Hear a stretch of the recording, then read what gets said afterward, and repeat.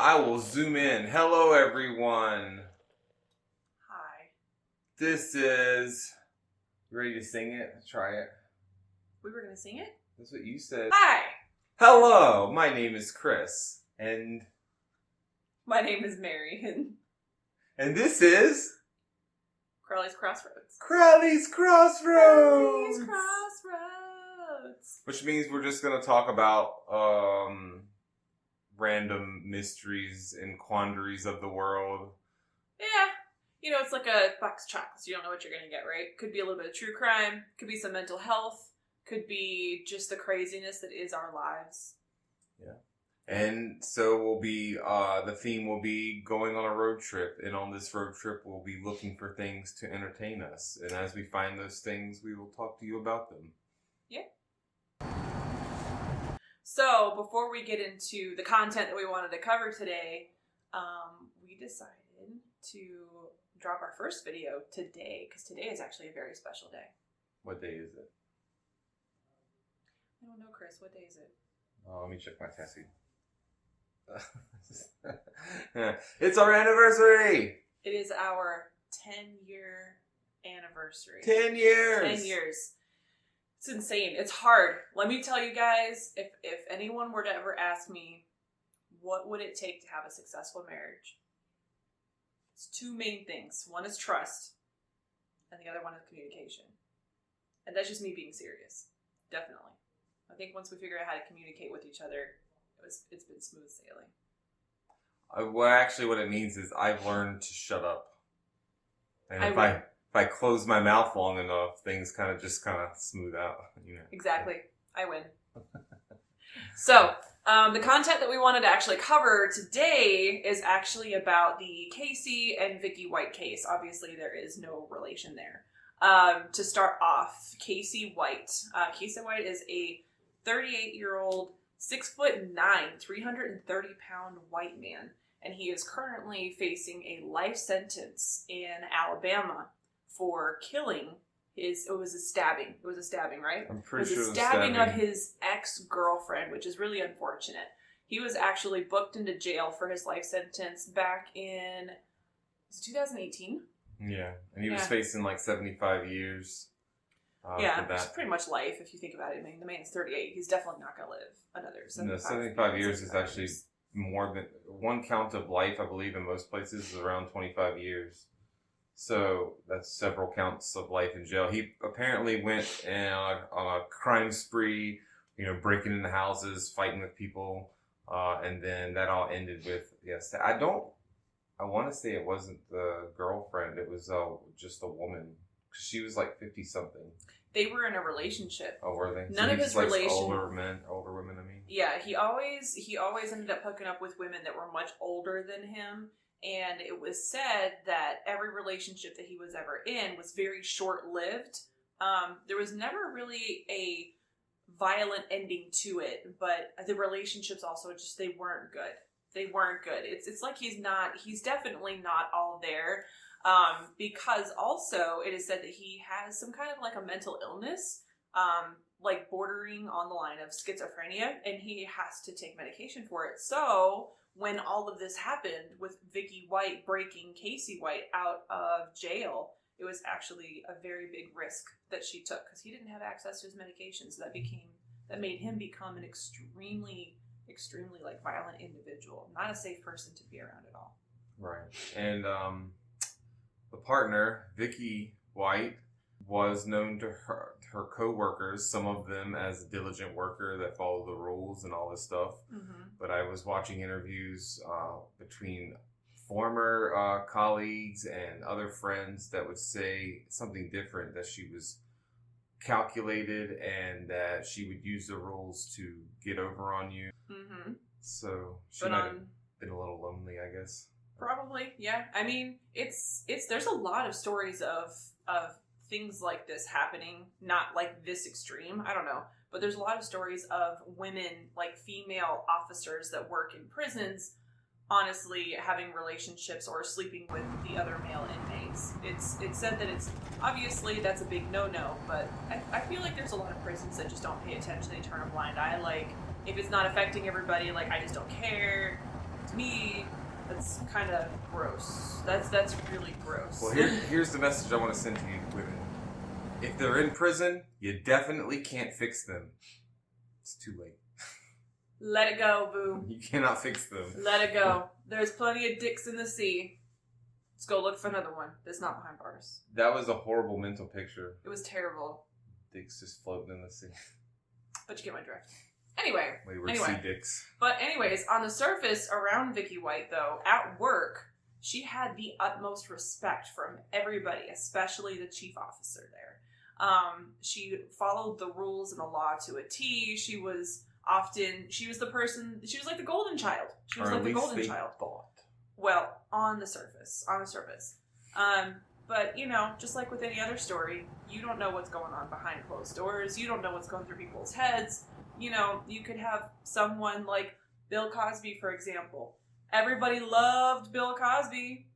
The man was the apple of everybody's eye. He was the epitome of what great parenting should look like, of how to raise a child and show love and family and all that stuff. And the man was slipping roofies to women. We don't have to get into that. We can talk about that another time. Except that it broke my heart. It destroyed me. I mean, it really did. Bill Cosby was like that was all my childhood memories that I have to put in a little garbage can. It really is sad. That's really unfortunate. But the whole point is, on the surface, we all saw Bill Cosby as this amazing human being, but really behind closed doors, he may not have been as great of a person as we thought. So let's kind of like rewind and start from the very beginning. So on April 29th, everything went down on April 29th. And it's funny because that was also around the time that we decided to take a road trip to go cross country. And we were like, oh man, maybe we were in the same places at the same times as these guys, because it sounded like they were taking about the same trip or going in the same direction. Well, we never crossed paths and we weren't really in the same vicinity as each other. But it was still a very interesting story to be following along while we were on our trip. So April 29th, Vickie White decides to sign Casey White out to go do a mental health evaluation. There was no mental health evaluation.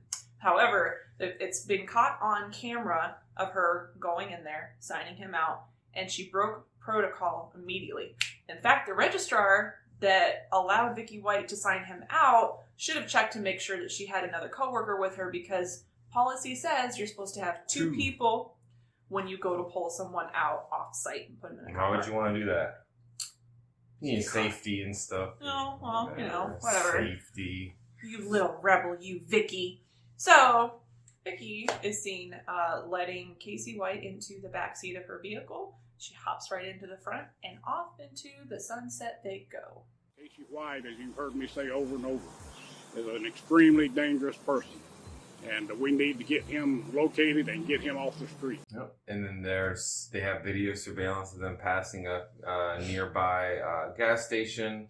And shortly after that, they pulled into a mall parking lot where they abandoned that vehicle for a Ford. It was an orange Ford something. Something.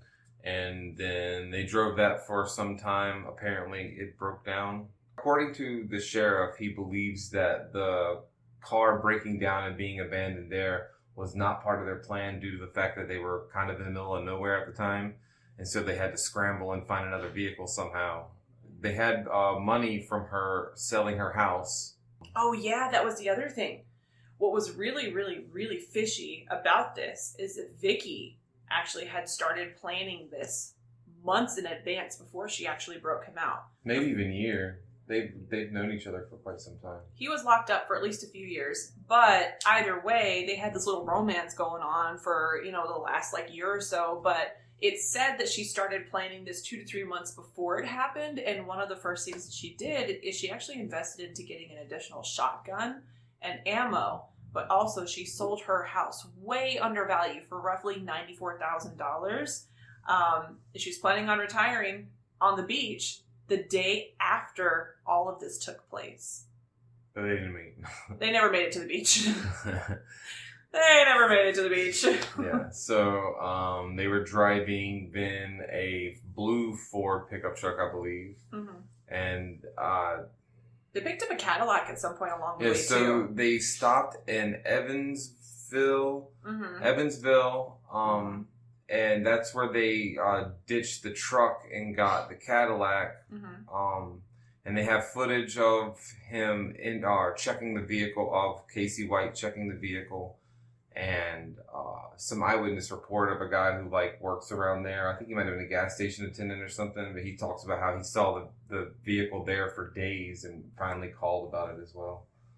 Yep. It wasn't until 11 days later. That the couple was caught up in Indiana. I forget the name of the city, but they were caught up in Indiana. Members of the U.S. Task Force basically rammed the vehicle and pushed it into a ditch. And we later found out, had they not done that, the fugitive was going to engage in a shootout with law enforcement. Okay. So, anyway, the couple was found in, ultimately 11 days later, the couple was found in Indiana. Yeah, at a hotel. They tracked them from the car wash, and I believe the hotel was not super far from. I'm not sure about that. But It wasn't far. It was like a Motel 6, and I think it was the front desk attendant that actually made a call and said something. Right, and they had been basically living there. They had paid for 2 weeks to stay there. And the police found out where they were, surrounded the thing, did their surveillance. They think maybe they left because they knew they were being watched. And then they drove. When they left, the police pursued and then decided to knock him into a ditch. And around that time, so okay, I read a couple of articles about what had happened. There's a dog. There's a dirt butt. That's very distracting. Very edited. Dirt. You're a bully. He's trying to bully you out of your place. There you go. Anyways. I've got a second head. Okay, so there was an article that I had read about what happened involving the gunshot that ultimately ended up killing Vickie White. So it was said that when she was already holding the rifle that she had bought, and something had happened for these two to veer off of the road, and they ended up in a ditch. And there was a 911 call that Vickie and Casey White actually had ended up making when the gunshot ended up going off. Unfortunately, the sound and everything is so garbled, it's really hard to tell, what the sounds were and which one was the gunshot. Amazon Island. Oh my God. 911. Please stop. They're going to airbags going to walk and kill us. Hello? Thank God. Airbags are going on. Let's get out and run. Let's back to the hotel.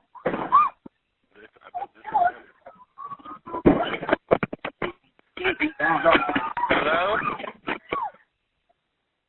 Yeah, so we had actually just watched an interview with the chief officer that was talking about the capture of Casey White and the unfortunate suicide of Vickie White as well. So initially it was thought that the gunshot wound to Vickie White's head was an accident from holding the gun while they had gotten into a car accident. Unfortunately, it was actually intentional because it's believed that Vickie White would have committed suicide because now she has to face everything that she has done, going to the jail that she had actually been running, known as the jail boss or the jail lady. She knows what life is like on the other side of the bars. She knew she would be facing some of that, but I think just as much so, I think Vickie White was probably dreading having to come back and face her family and friends after what she'd done. And it's super unfortunate because when they got into the accident and paramedics showed up on site, Casey White was asking about his wife, Vickie White. So these two apparently had quite the romance going on for some time. At least they had an illusional marriage or whatever. Yep, there's no evidence supporting that these two actually ever got married. They were just referring to each other as husband and wife. So that confirmed that Vickie White definitely did all of this on purpose and not against her will. No, but she was the one that took care of all the buying of the weapons, buying of vehicles to get started on the chase and all that. So she definitely wasn't a victim per se, and he had no sway over her as far as blackmail ability or anything. He had no way. And so also they had found camping gear and wigs and stuff in their car. Yeah, And so clothing. while we don't ultimately know what it is that these two were looking to accomplish, whatever it is that they were looking to accomplish, the agreement between the two of them is if they weren't able to successfully get away and ultimately do whatever it is that they were trying to do in the end, they would try to do suicide by cop. So what that means is they were, willing and ready to have a complete shootout with the police, and whoever died, died, and whoever lived, lived. But the car accident actually stopped that from happening, and the only person that was, ended up dying or was ultimately injured by these charades was Vicky White. She was later pronounced dead and passed away of her gunshot wounds in the hospital. Right, and they said it was funny though. I was watching some videos that made a comment that it appeared that Casey White's tooth had been knocked out, and they asked the officer, was like, was that done, do you think, during the crash, or maybe whatever, like when they were pulling him out? And he kind of just didn't answer that question. He just moved on, and like a lot of the comments on the video was talking about how, I bet they did, they roughed him up pretty much, But again, the car looked pretty beat up though, so I could see how he would have hit the dashboard and lost the tooth. So I just cannot for the life of me fathom having such an outstanding record, working as a sheriff's officer, whatever her official title was. Making it all the way to retirement. She was literally 24 hours away from retiring, from having the good life, pension, everything. Girl, you were in Alabama. You could have moved to Florida and lived on the beach like you wanted to without a 7-foot tall, 38-year-old dummy. You could have got your $90,000 and actually did something fun with it. I know. That's a damn shame. I wonder what went wrong in her life for her to feel like that was what she needed to do. Again, The decisions that some people make, I just don't understand. Yeah, she became jaded somehow, I guess, through all the stuff she'd been through. And I don't know what the relationship was between her and her ex-husband, but they lived together even after the divorce, which is kind of odd in my opinion. I wonder what her ex-husband thinks about all of this. He's passed away now, the ex. Yeah, he's probably rolling over in his grave. Yeah. Like, you dummy. It's a sad shame.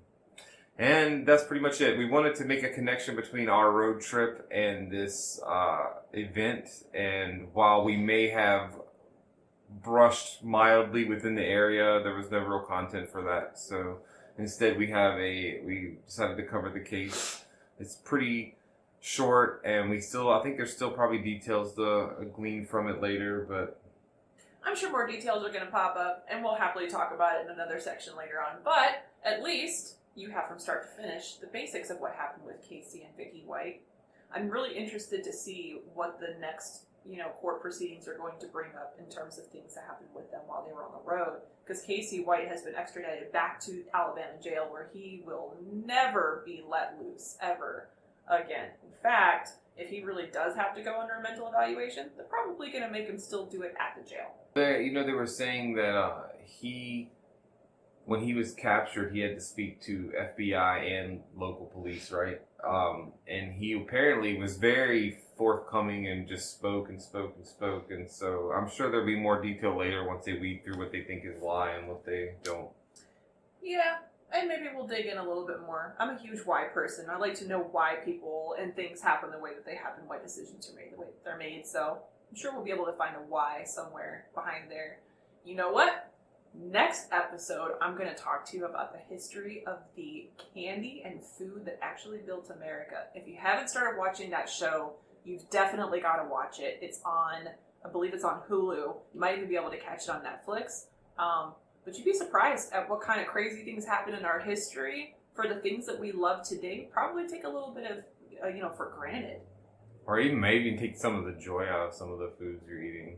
yeah, you might find that once you hear some of these stories, you may not want to actually eat some of the foods that you love today just off of principle. I mean, I won't buy makeup off of Jeffree Star anymore off of principle. We all know the stories behind that. No reason to go into it at all. But maybe we will. But maybe, because clearly makeup is one of my passions. So, thank you for hanging out with us today. We are going to go enjoy our anniversary and find some shenanigans to get into. And edit this video. Absolutely. So please make sure that you subscribe below. Give us some likes, give us some loves, give us some shares. We would greatly appreciate it. Can't wait to see you again next time for the next video and the next podcast. Keep it creepy.